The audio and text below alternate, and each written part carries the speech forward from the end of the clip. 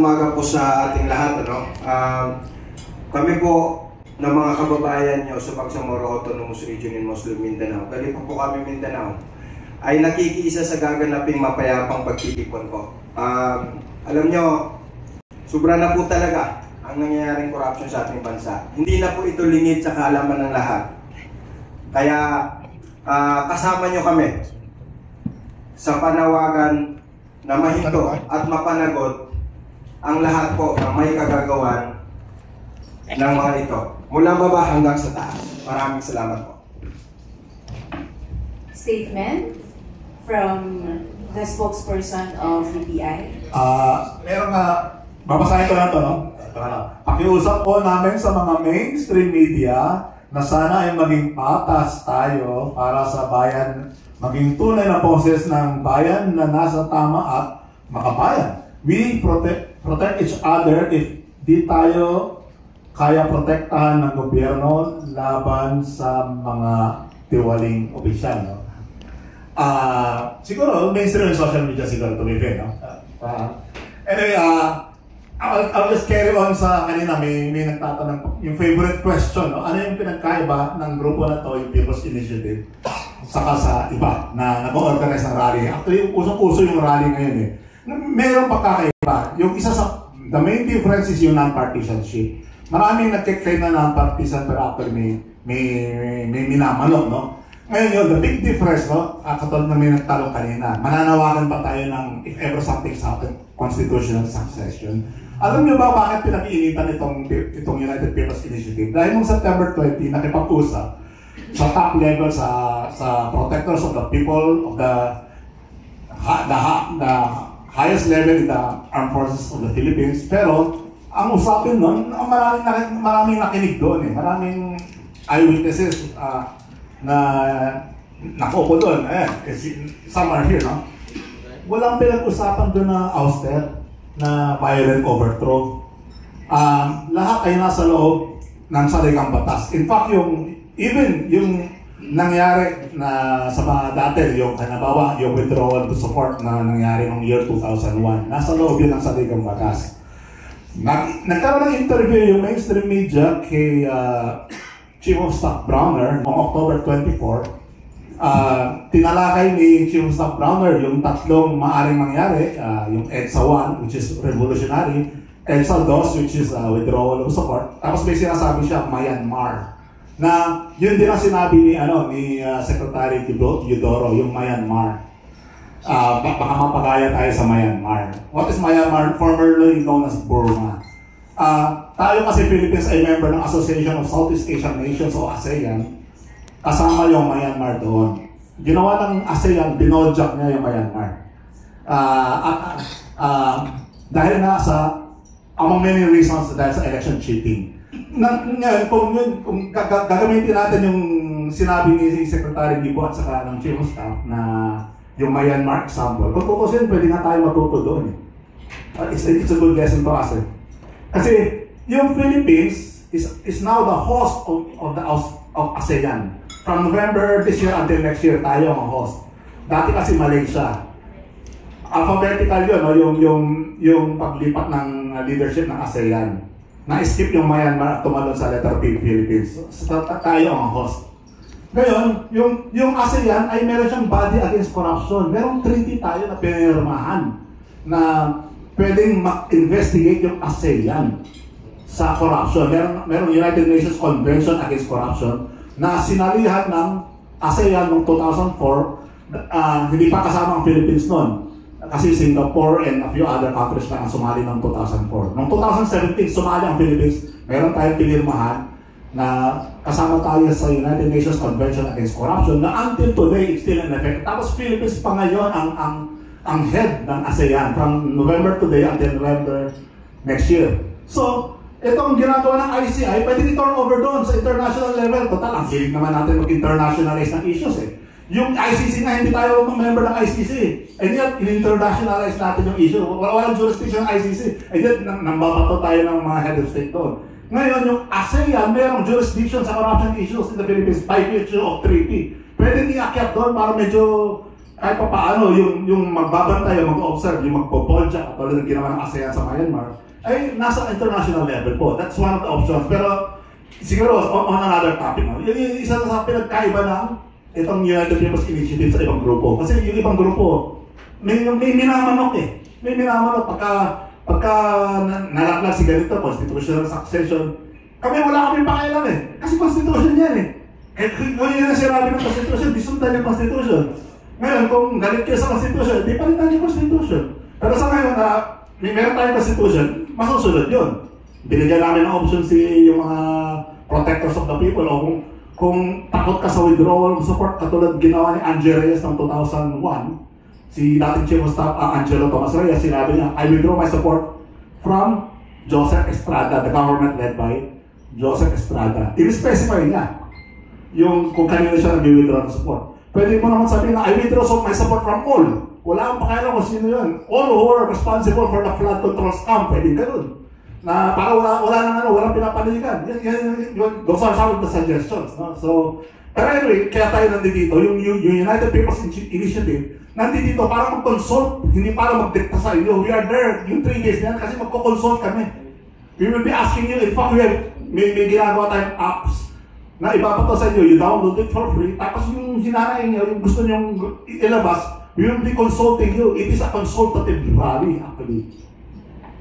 Thank you so much, Attorney. And during statement po. Thank you.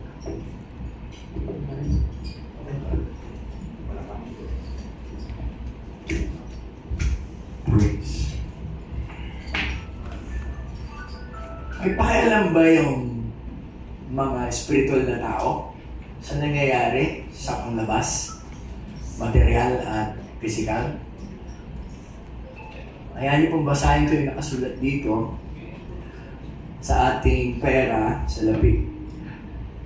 Mapalad ang bayan na ang Diyos ay ang Panginoon. Ano ibig sabihin? Bakit nasa pera natin? May pakialam po ang Diyos sa ating bayan. At meron pong mga problema na nakikita natin ngayon. If you're going to solve a problem, you don't solve the problem on its face value. You go back to its very root in the very beginning. Of course, we're all Filipinos. We are all humans. Lahat tayo are composed of spirit, soul, and body. Maniwala po kayo na lahat ng inyo at akin at bawat organisasyon at bawat tao, grupo o bayan, lahat ng gagawin muna nanggagaling sa mind and inner being before you act. So what's the problem? We have this corruption and we all know that. Kaya po, we believe kapag may pasensya na rin sa inyo kasi pupunta ako sa ugat. Alam niyo po ba na walang kinatatakutan na any empire, any government, and any military force, historically and biblically, kung hindi ang church? The true church that believes in God and had faith in God, and that is historical and that is biblical. If you want to change a person, change his heart and mind. Don't judge. We are not just in a behavioral modification here. We need transformation. We need a change of heart. Corruption is an issue of moral, and moral is an issue of the spiritual. Di po ba? That's logical. You know it all. You don't try to just change people, change position, change officials. So having said that,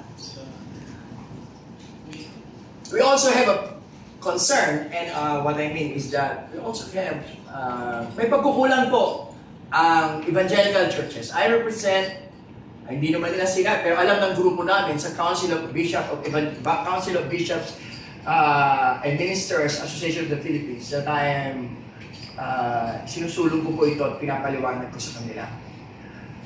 Pag pumasok kayo sa isang kwarto at madilim, ano po hinahanap ninyo kung alam niyo namang may kuryente? Switch. Ilaw. May sinisisi ba kayo na Pambihirang ilaw to, walang kwentang ilaw to. Ano ba tong dilim na to? Ano ba tong dilim na to? Pambihirang dilim na to, napakalaking problema ng dilim. Hindi. Immediately, you go to the source ng light. Kaya pag madilim, yung light ang kailangan mo. Pag may kabulukan, in the Bible, wala pa pong ref nun, ano ang hinalagay? Asin. Asin po, di ba? Corruption. So we have a consultative meeting together with the bishops, PCEC, CBIMA, and other big provincial ministerial heads. Nung hinuli po o kinuha si former President Digong. At isa po yan sa tinalakay namin. We are barking on a wrong tree. Where the church goes, the nation goes. If you want light, because there is darkness, if you want solution to corruption, magsisimula din po yan sa mga nagsasabing sila ay Kristiyano. No, nakakakilala sa Diyos at may takot sa Diyos. So I'm calling as well the body of Christ, the people of God. And nakaraan din po, isingit ko lang po, nakaraang 28, 29, and 30. Kung mapapanood niyo po, kami po, ang grupo natin ng General Mariano Alvarez Evangelical Fellowship of Evangelical Churches and Cavite for Jesus Movement, wala po kaming ginawa doon sa EDSA kundi mag-praise and worship, mag-preach, at mag-pray. Kahit panoorin niyo po yun. Pero tinutumbok po natin doon ang ugat. It is the inner heart. It is the inner being. It is the mind, the heart, the soul of a person that needs to be changed and transformed. So, may pakialam po tayo na nagsasabi na tayo ay ang tanging Kristiyanong bansa sa Asia. Ano nangyari sa iyo? Daig ka pa ng mga walang paniwala sa Diyos. Tigil-tigilan na natin yung pagiging relihiyoso. Kailangan natin maging spiritual. May takot po sa Diyos. I'm not saying that because I'm perfect or whatever. No? Yun lang po talaga ang dapat. So, we are in need right now ng mga taong may mga konsensya na siyang mismong iibabaw. We know, we don't play around.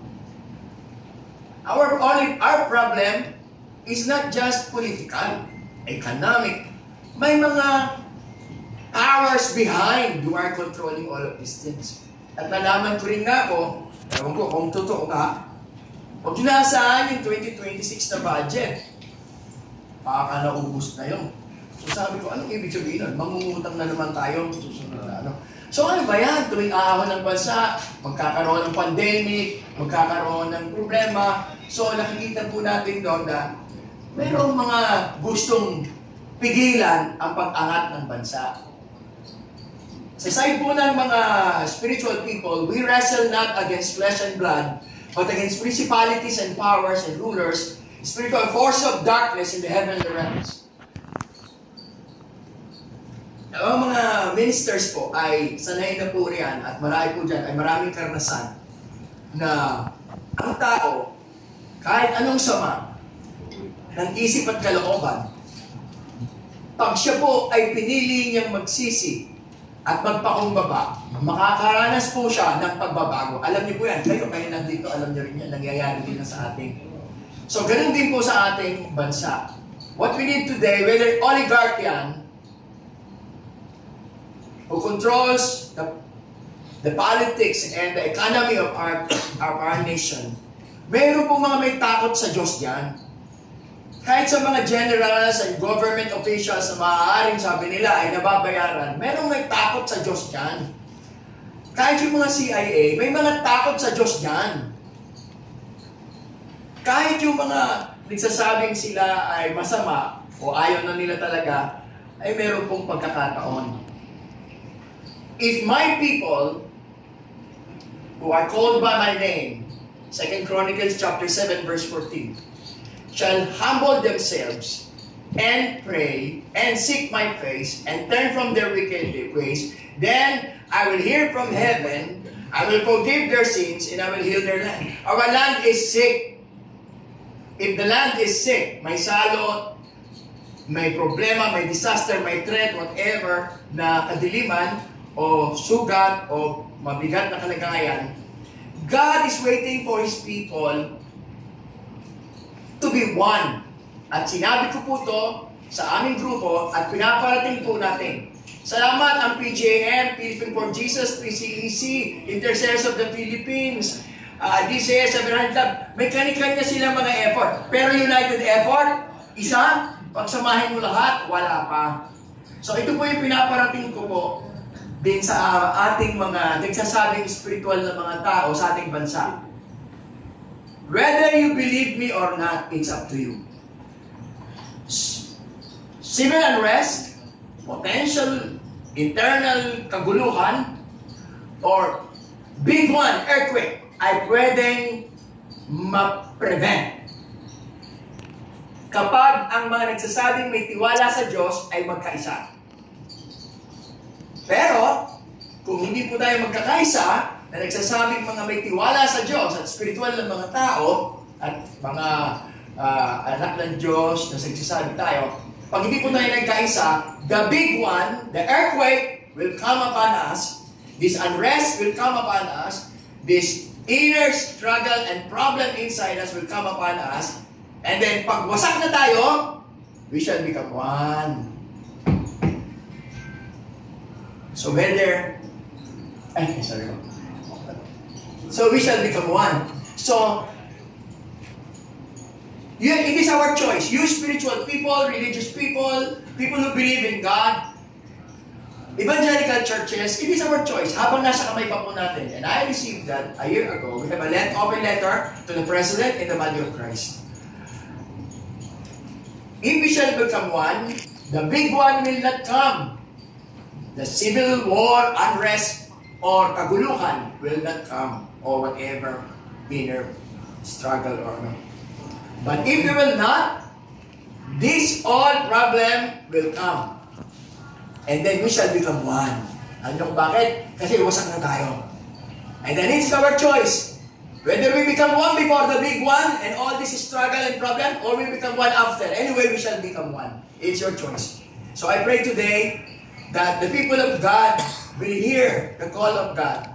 That all of us, we shall become one. Hindi yan yung hawak kamay, kanta tayo, heal the land, so tayo uniforme. Hindi po yan. Umamin ang lahat ng may pagkukulang at pagkakasala. At magpakumbaba. At magsisi sa harap ng taong dapat nilang pagsisihan. At pag nangyari po yan, patatawarin tayo ng Diyos, makikinig ang Diyos sa atin, pagagalingin ang bansa. Subok na po yan. Pag kumilos po ang Diyos, pagka sinamahan tayo ng Diyos, hindi po tayo mapapahiya. I-bless po ang ating bansa. Thank you very much. Last message po mula kay... may tanong po tayo. Sige, sir. Sorry po. Good morning po. I'm Henry from Mirror TV. Balikan ko lang po yung destabilization kasi nandun yung pangalan po ni General Bokis, which is the lead convener of the group. And ang possible financial po daw ay yung tatlong pangalan po ni Vivi Sara and Kong Paolo Duterte and former Governor Chavez Singson and comment po. Pakiulit yung title po. Yung list po ng destabilization, nandun po yung pangalan ng General Bokis. So ang sabi po niya ay ang possible financial po is VP Sara Duterte, Paolo Duterte, and Governor Chavez Singson. Any comment po from the group? Thank you. That is his according po eh. Hindi naman natin ma-establish yung ano, wala naman siyang sinabing basihan speculation. So mahirap pong sagutin ng diretsuhan. Basta ang masasabi lamang namin sa inyo, si General Bokis bilang namumuno sa amin sa UPI at kami sa UPI, hindi po manggagaling sa amin yung panawagan na magkagulo. Gusto po namin tahimik. Palagi po ang sinasabi lamang namin, katulad ngayon ako'y nananawagan. Dalawa po pinananawagan ko. Nananawagan ako doon sa mga may kinalaman, may nalalaman dito sa malawakang pagnanakaw na ito. Kontakin niyo po kami, magtulungan tayo. Makakatulong kami sa inyo, sigurado ko yan sa inyo. Pangalawa, yung mga galit, yung mga may pakialam, yung mga gustong ipahiwatig sa ating sa mga magnanakaw na kayo ay galit. 3 araw naman po yun, mamili kayo kahit isang araw lamang. Ipahiwatig ninyo, ipakita ninyo ang pagtutol. Sapagkat sabi ko nga po kanina, ang mga masamang taong yan, hindi yan mangingibabaw, hindi yan magwawagi, dahil lamang sa kanilang kabuktutan. Magwawagi sila dahil tayo, mga mamamayang Pilipino, ay walang gagawin, tatahimik at manonood lamang. Kailangan po madama nila na tayo, ang ating pagtutol, na hindi natin sila gusto. Padama po ninyo, be there, be present, be one of us. 3 araw po yun, 16, 17, 18. Thank you, General. May isang question pa po tayo, sir?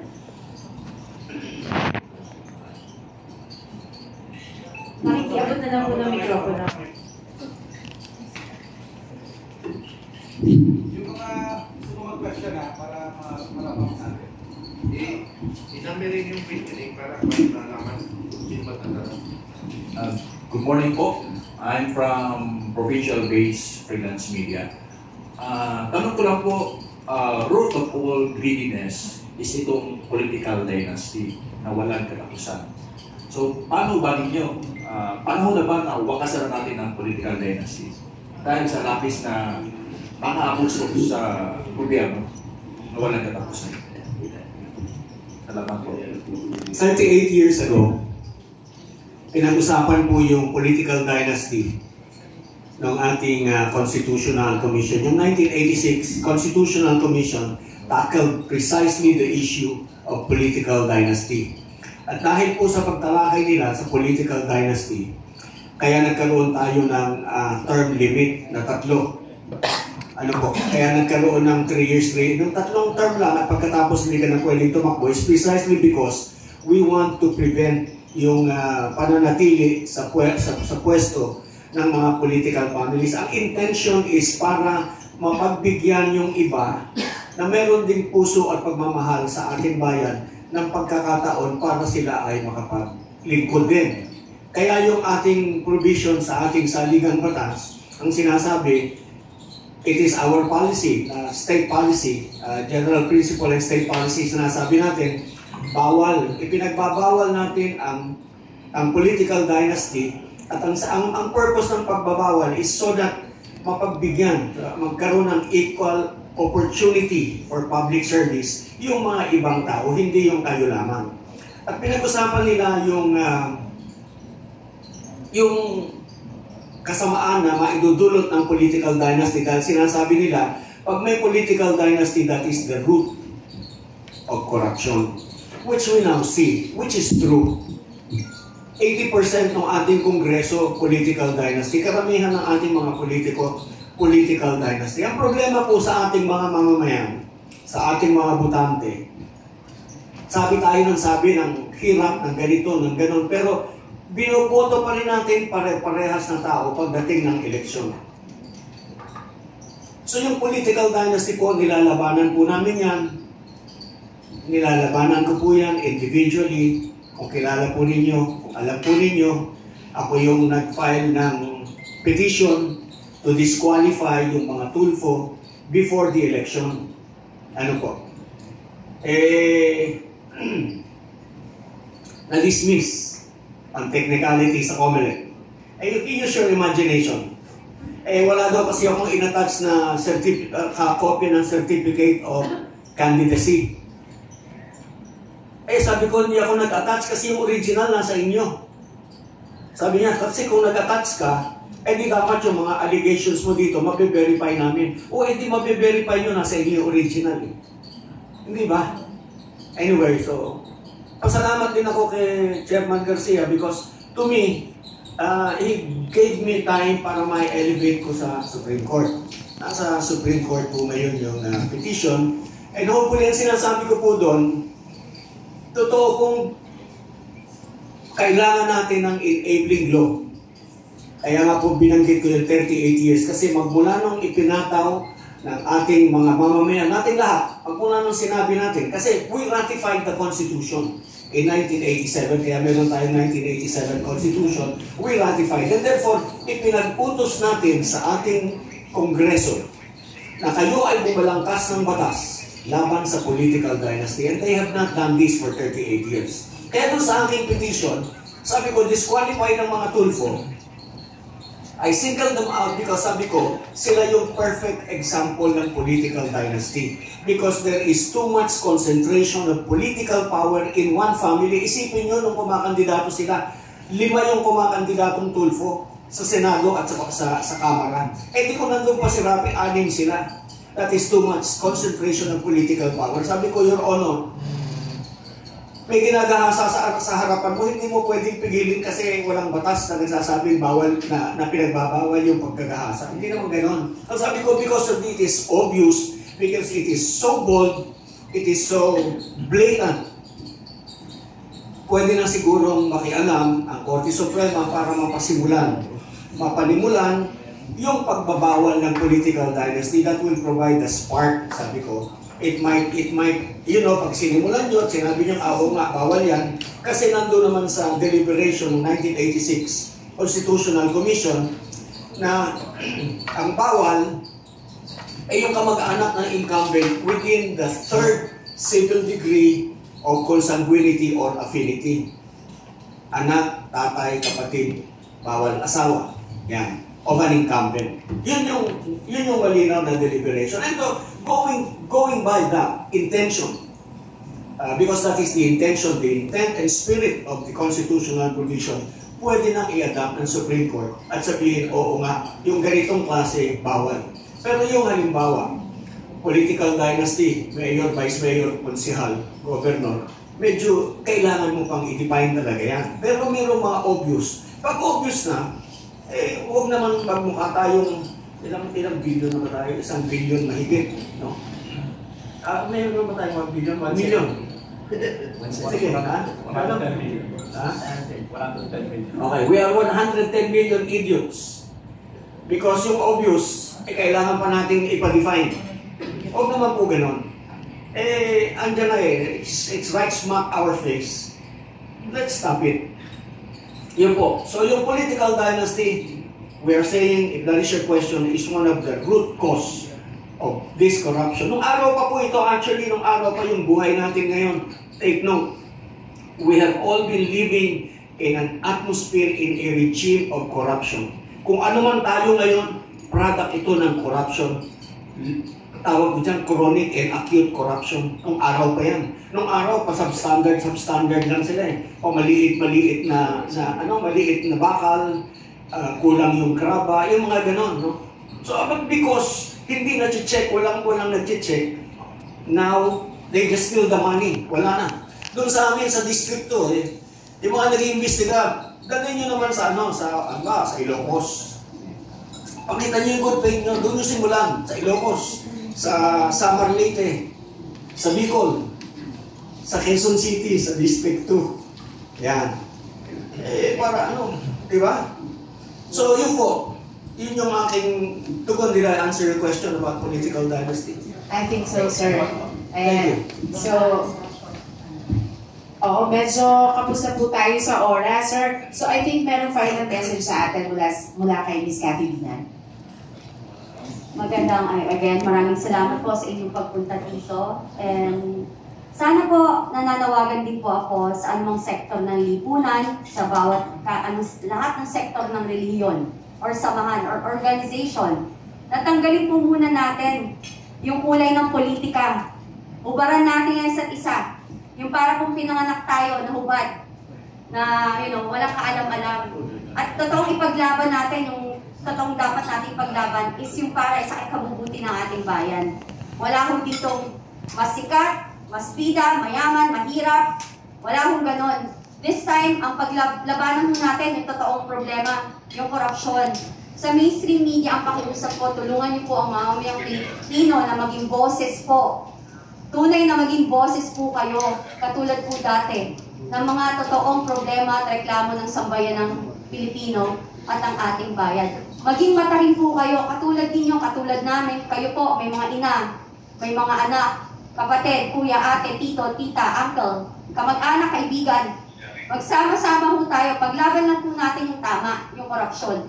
Hindi ho natin kailangan magkagulo, but rather, matuwid na panawagan ng pagkakaisa na labanan ang kabutihan laban sa kasamaan. Magandang hapon po. Thank you very much, Miss Cathy. And let me say our final piece. Sama-sama po kaming nananawagan sa lahat ng Pilipino na ibalik ang moral na pamumuno. Piliin ang katotohanan kaysa takot, pagiging patas kaysa pabor, at integridad kaysa kawalang bahala. No? Sa lahat ng press people natin, media, vloggers, maraming salamat po sa inyong lahat. Meron pong prepare ang naku, may mga humahabol pang tanong. Siguro po. May request sa mga vloggers kasi hindi sila nakapagsalita. Baka pwede natin pabibigyan. Dalawa lang May sa. mga vloggers na gusto maghabol. Yes. Sila. Siguro po yung mga vloggers natin na medyo na-late, pwede po kayong mag-ambush na lang sa ating mga speakers, no?